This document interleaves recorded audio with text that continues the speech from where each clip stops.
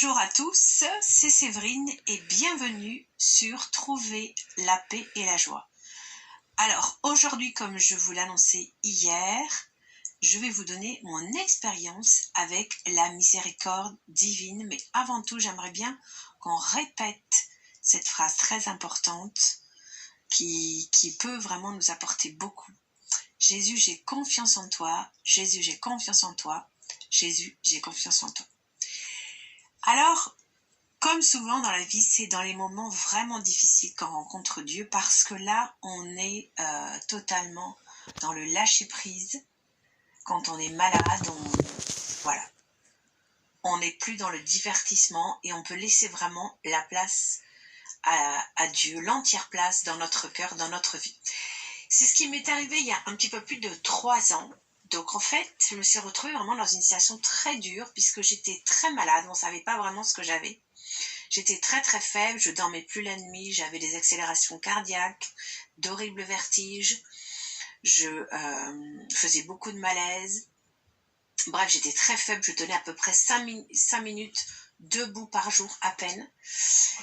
Et à ce moment-là, en fait, mon mari m'a quittée. Donc je me suis retrouvée toute seule avec mes 3 enfants, sachant que j'ai 2 enfants hyperactifs.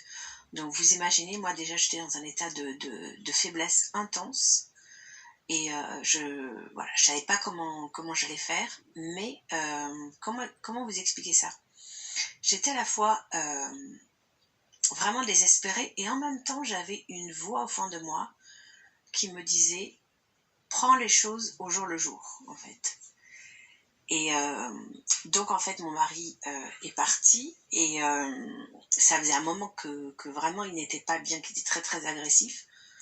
Donc finalement, même si je me retrouvais vraiment seule, très faible à m'occuper des enfants, finalement c'était pas plus mal qu'il parte puisque il n'était plus lui-même, il était vraiment une présence très très négative. Donc moi, si vous voulez, à ce moment-là, donc je me suis retrouvée au jour le jour à essayer d'avancer comme je faisais, en essayant de garder le cap, de garder la tête hors de l'eau pour mes enfants, parce que je ne voulais pas que les enfants vraiment souffrent de cette situation. Et donc en fait, les enfants n'étaient pas vraiment au courant de ce que j'avais, je n'en parlais pas, très peu. Et ils voyaient que j'étais très très fatiguée, mais ils ne savaient pas vraiment l'état dans lequel j'étais, l'état réel.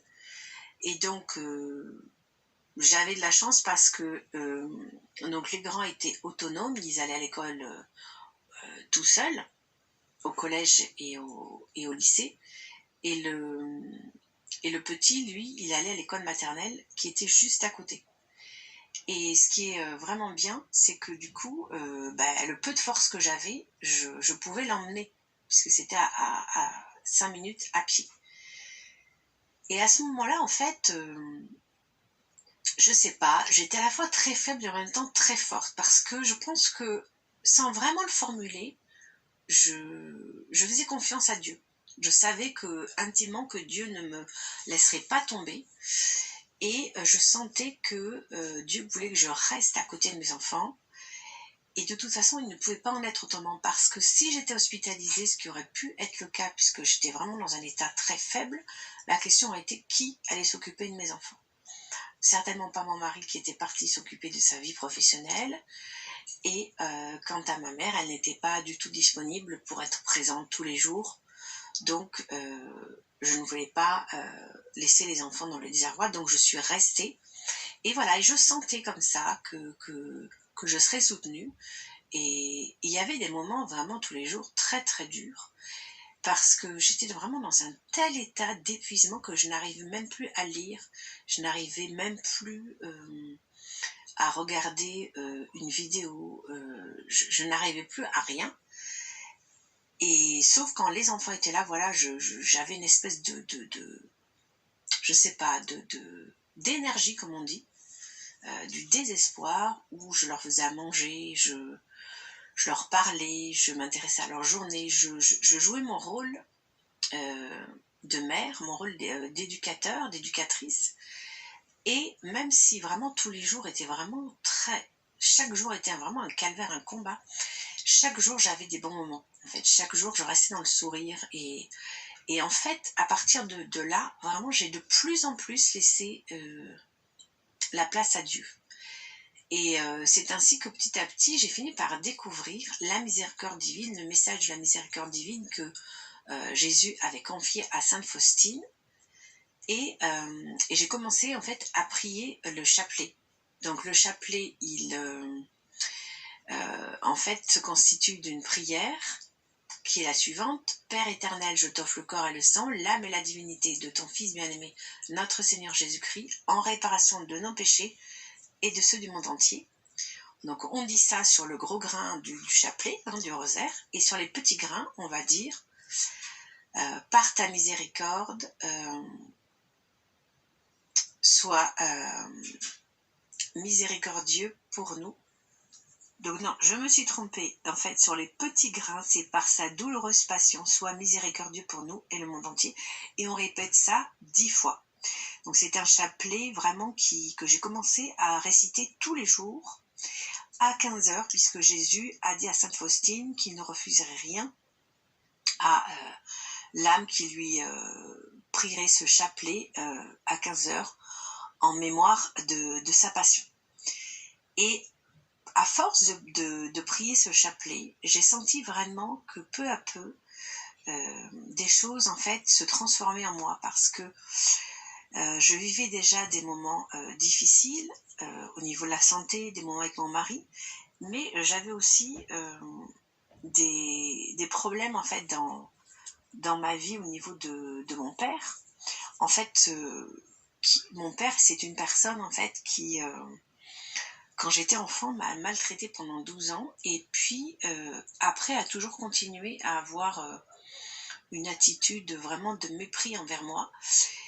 Et je n'étais pas vraiment consciente en fait que mon père continuait à me faire du mal en fait, parce que souvent quand on a été comme ça conditionné à être insulté, maltraité au quotidien par une personne, quand ça s'arrête finalement on ne voit pas si voilà l'irrespect continue d'une autre manière. Et c'est vrai, mon père, je le voyais relativement peu, mais à chaque fois je me sentais très mal. Et le fait de prier la miséricorde divine, j'ai senti que toutes ces souffrances que j'avais accumulées pendant des années et des années en fait étaient en train de fondre, vraiment de fondre, et de manière tellement plus efficace que si j'avais été en psychanalyse. Parce qu'en fait, c'est tout simplement, quand vous priez la miséricorde divine, vous laissez finalement l'amour de Dieu prendre la place dans votre cœur.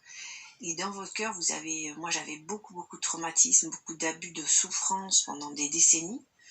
Et là, peu à peu, plus je priais, bien plus je sentais que toutes ces souffrances, tous ces traumatismes en fait, étaient en train d'être recouverts par l'amour de Dieu, l'amour de Jésus.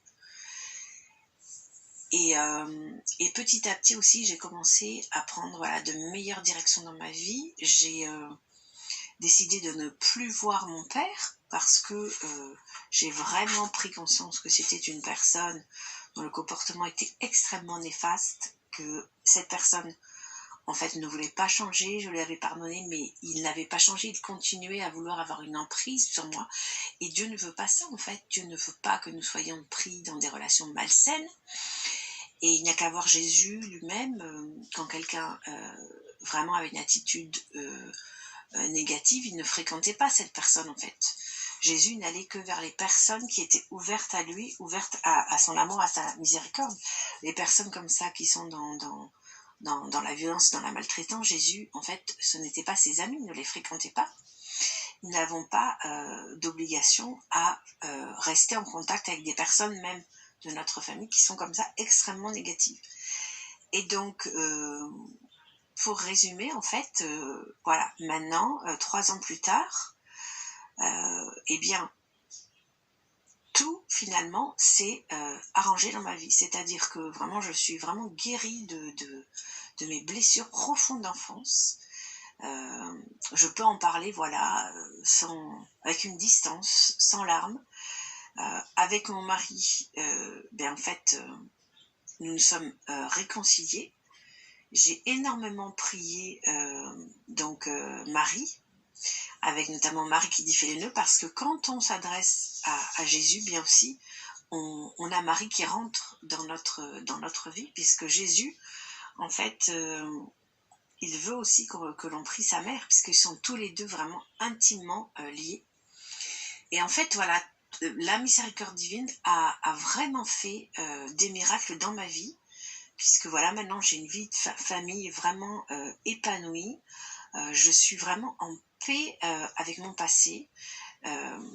J'ai pardonné à mon père terrestre. Voilà, je ne le vois plus, mais je n'ai pas le moindre sentiment vers lui, et je sais que je suis vraiment aimée par Jésus, aimée par mon Père céleste, qui a toujours été là pour moi. Et c'est vraiment ce message que j'aimerais vous faire passer à tous et à toutes, si vraiment vous aussi vous avez comme ça des valises très très lourdes que vous transportez d'abus, de souffrances.